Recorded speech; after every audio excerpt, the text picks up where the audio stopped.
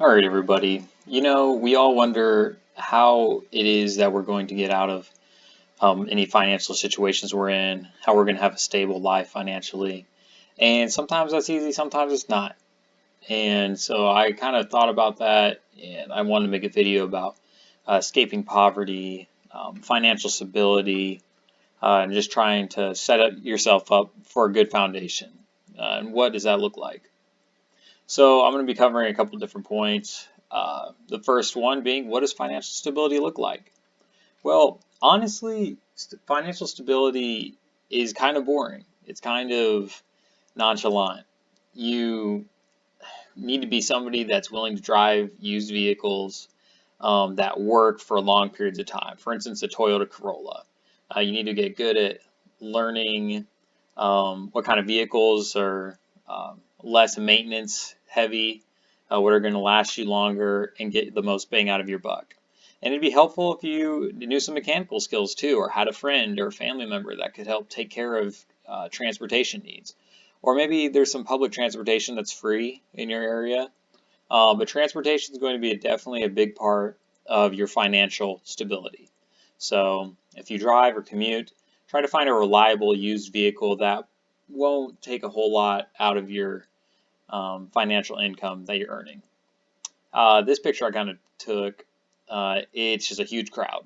And what you need is you need to just end up looking like this guy right here. Just one of these people. You just need to be ordinary. You need to not be flashy.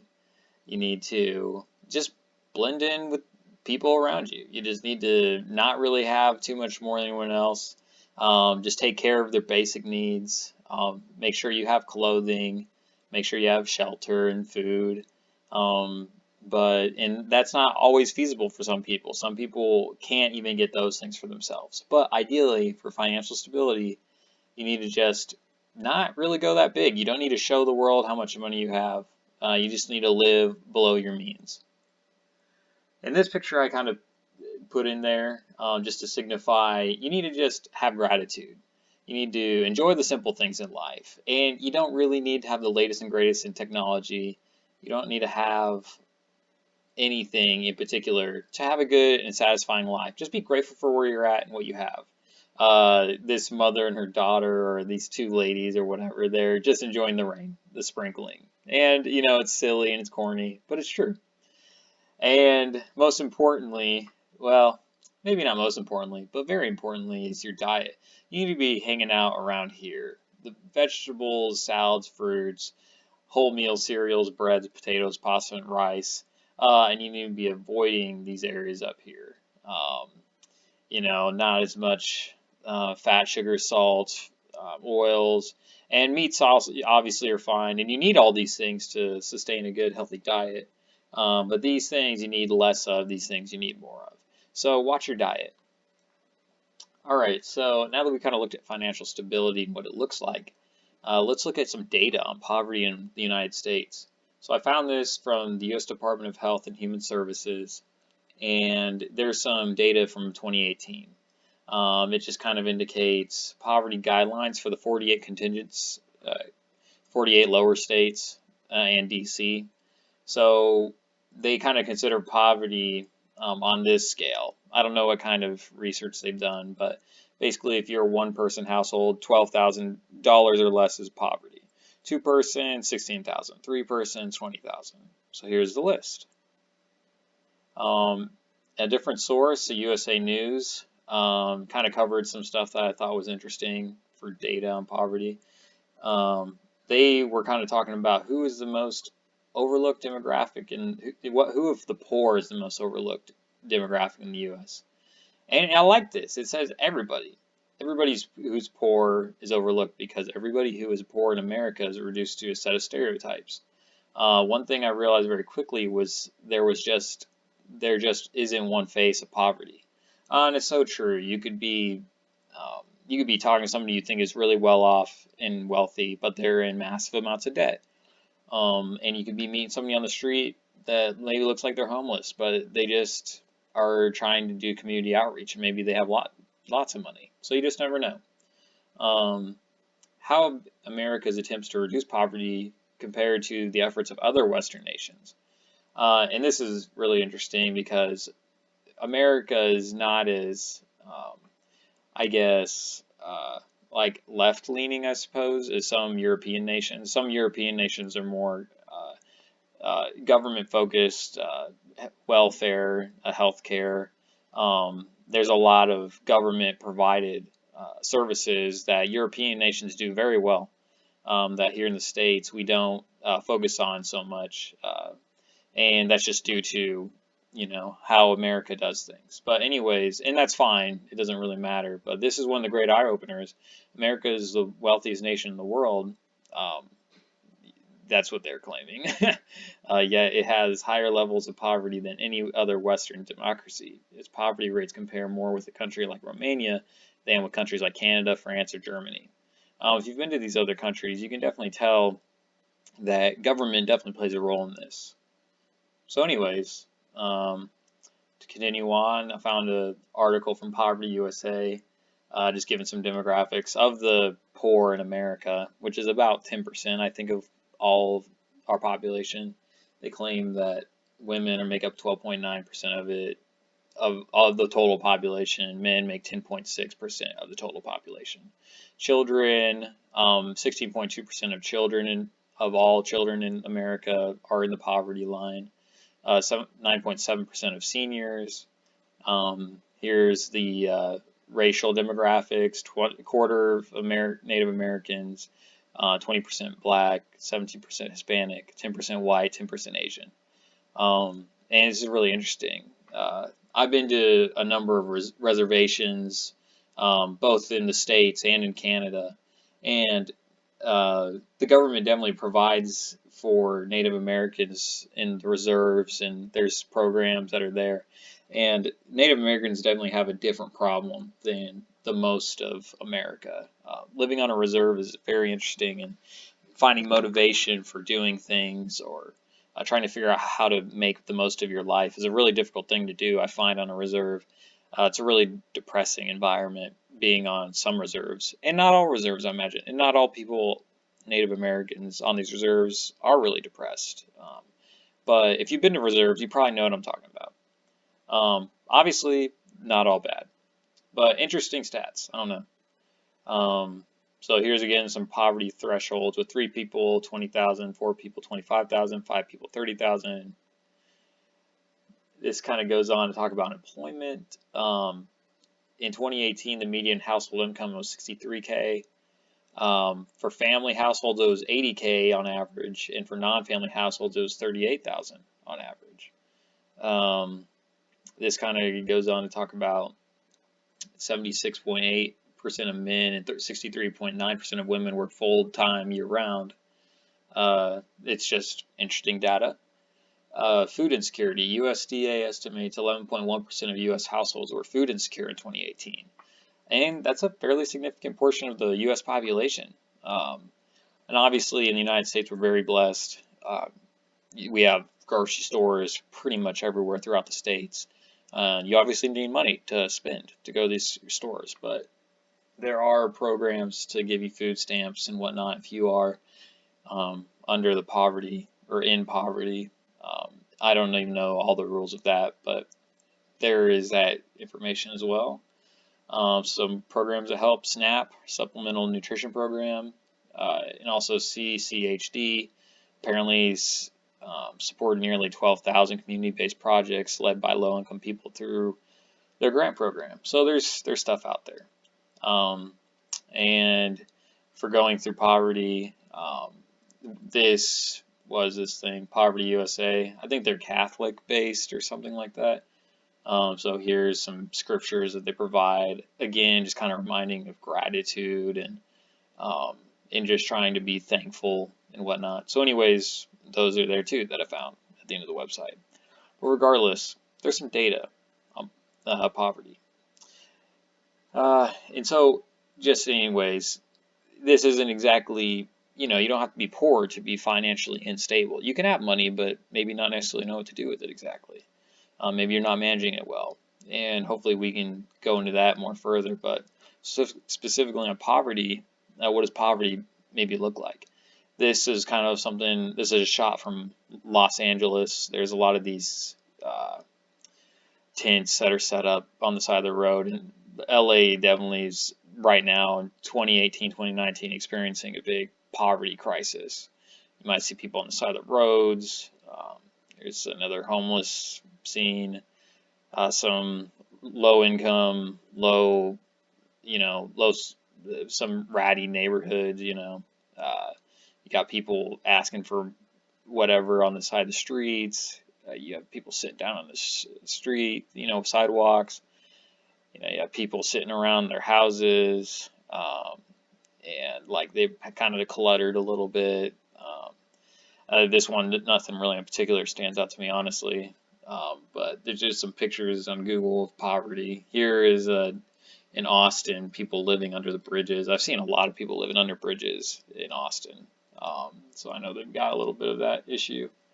And then you kind of get into, just these are kind of the faces of poverty that we think of. But, this little girl, like, she obviously has no money. Like, when we're all born, most of us don't have anything. These kids, they don't care. They don't even need it. They hopefully have people to provide for them and family that cares. You got some construction workers that are working and, they probably don't make as much money as somebody who works in IT or the president or, congressman or whatnot. Those might not be the best examples, but you get the idea. You got some students in school. You have a group of young professionals. You got some retirees. You got fast food workers and, our white collar workers. You got family. You got just regular people. All these people, you won't necessarily be able to tell if they're poor or rich. It's not necessarily something that you see, but money definitely helps. So poverty can look like all these things. All these people may or may not be financially stable. Okay, and so this is kind of one thing from WikiHow that I found, overcoming poverty. So improving your situation is something that's helpful. Educating yourself, it stands out. Research shows, whatever research shows that you stand to make more money if you have a higher level of education. Education is always a good thing. Something that I didn't even see here is you can go work as an electrician, for instance, blue collar work, and they'll pay you to go through their schools, and they'll pay you while you're going through the school itself, and then you could become a journeyman, make 50,000 plus a year, 60,000, 70,000, 80,000, depends on where you live. So you can be an electrician. There's a lot of blue collar jobs that are opening up with a lot of baby boomers that are retiring. You can learn how to work on vehicles, buy them on Craigslist and fix them up, sell them. You can just go to your local Walmart or your Target, your local thrift store, thrift store isn't necessarily what I was thinking, but your retail store or your fast food chain, and try to find a job where you don't need a lot of requirements and just get yourself some steady income. But and just save up for trying to get yourself educated more. More education equals more pay most of the time. Examine your housing options. Finding affordable housing can be difficult if you're living on or below minimum wage. If you're renting, roommates are good. Sharing costs of housing can make things much more affordable. So, and housing is definitely a financial clinch, a financial constraint on all of us. Most of the population, we either have to rent or get a mortgage to try to buy a home. And some people live out of vehicles. But if you can, try to live with multiple people, share the burden of housing. Looking for better work. So chances are, living in poverty, you already work multiple jobs. Try to make more money with less effort. Try to make more money with less amount of time. And you can do that by just changing work. So take that into consideration. And lastly, negotiation. Social skills are definitely probably one of the most key things in life to success. being able to work with other people, because we all have to work together. And the better you are with your people skills, the more likely you are to earn more money as well. And not making more money is not necessarily equal to financial stability. More money doesn't solve problems, but it does help solve your basic needs, and more money doesn't really hurt, generally speaking. So managing your money, this is a great time to talk about this. If you have loans, pay them off. They'll always be hanging over your head, and society needs you to be working with society. So if you've taken out loans to go do something, do your duty and pay them back. Banking alternatives. So apparently some banks charge fees if you don't have a minimum amount in your account. So it can be difficult to save money, but there are alternatives to get you on your feet. So anyways, try to find a bank that's willing to get you an account with low costs. Third, start a budget. Budgets can be really great. They can be hard to keep. Okay, so without a budget, it can be hard to keep track of your expenses. That's a no-brainer because you're not even tracking it. You might just, you don't have data. You need the data. It's not necessarily easy to keep regularly checking on your budget, but if you can try to set one up, do an envelope system where you put so much cash in the envelopes and you pick it out. Cash is easier for you to track where your money's going. If you have a banking account and you can separate your checking account and a bills account, you can make multiple accounts for different things. Think about doing things like that. And this one's something that apparently Americans are notorious for failing, is going paycheck to paycheck. Well, and this I don't know if it's exactly talking about that. It says don't rely on payday loans for emergency funds. I'm imagining that's just specifically about taking loans for emergency funds. But even just the idea of paycheck to paycheck, don't try to save up for the rainy days. You need to try to have extra just in case things go wrong. And then health insurance. So health insurance is not always affordable, but there are ways to get coverage if you are living in poverty. Maintaining your health is important, especially if you are living in poverty. People living in poverty are more susceptible to health problems, and medical bills can be devastating. And I definitely know this. I've had a lot of health issues in my own life. I've just had kidney stones recently. I have cut my left arm open with a bicycle window accident. I did wrestling in high school, and I had a hernia surgery, or an umbilical hernia surgery. So yeah, and I think I even saw for the kidney stone surgery, because I couldn't get past my kidney stones, it was $42,000. It's crazy how much money that thing can, things like that can take. And I don't necessarily think that there's outside problems of people, like how much something costs. That's an external to you issue. But your point is you need to find a way to get your health to pay for health issues when they arise. And the best way to do that is health insurance. So healthcare.gov, why don't you start there? Saving your change, that's definitely something that's valuable. Try to have a mentality of saving and save as much as you can. You can definitely pause these as I go, and read some of these, but definitely trying to limit your expenditures and maximize your income will definitely help you attain your financial longevity, stability. Increasing your income is a good thing. And setting goals, having something that you want and going for it, knowing, instead of just going through life not really knowing what you want or think, just sit down, listen to your heart, think with your mind, try to come up with a solution that works for you. And it doesn't have to be today, you don't have to figure it all out, but just kind of get a heading for yourself and figure out where you want to go. But that will really help encourage you to find out what you personally want for yourself. And lastly, I just want to give you personal experience with financial stability. For myself, I haven't really had any money until right after high school, but I was definitely well taken care of. I came from a white family. Food was always there, shelter, lots of love and support, opportunities to succeed.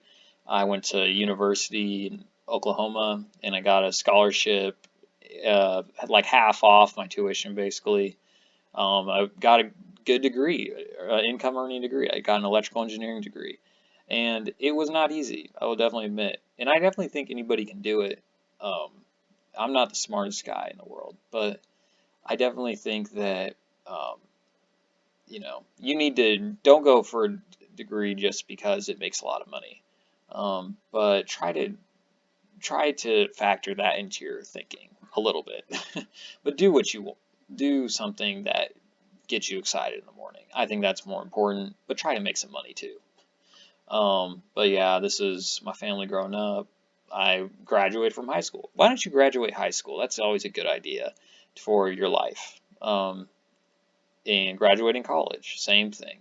Got some internship for a utility company, and this is actually a museum by an Air Force base, and it was a lot of fun. But everything's been going good. But anyways, for myself, uh, how I ended up becoming more financially stable is I just kind of did these things.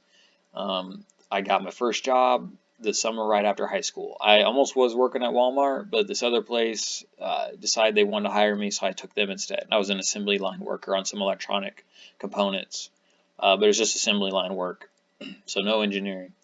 And then the same job next summer. And during this college school year, I was a receptionist. And then the next summer after that, I was a quality QA, quality assurance engineering intern. And then I worked as a resident assistant at college that year. And then the next summer after that, I worked as an electrician for my neighbor. He had an electrician company. And then the summer after that, I worked as an electrical engineering intern.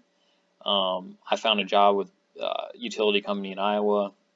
And all these things, I just asked, My dad helped me get a job the first summer, just like, hey, we need to just go to these places and talk to them.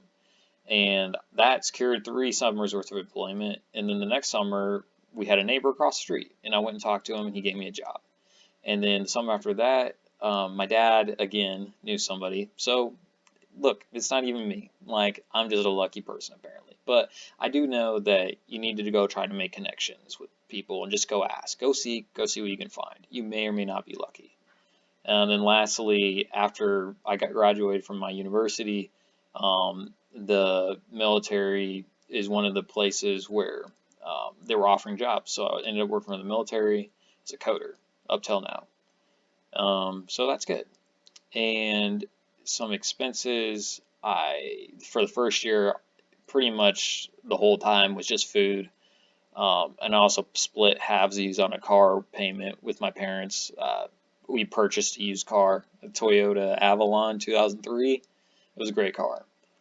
Food sophomore year, food, and then rent during the summer. I rented a place during the summer.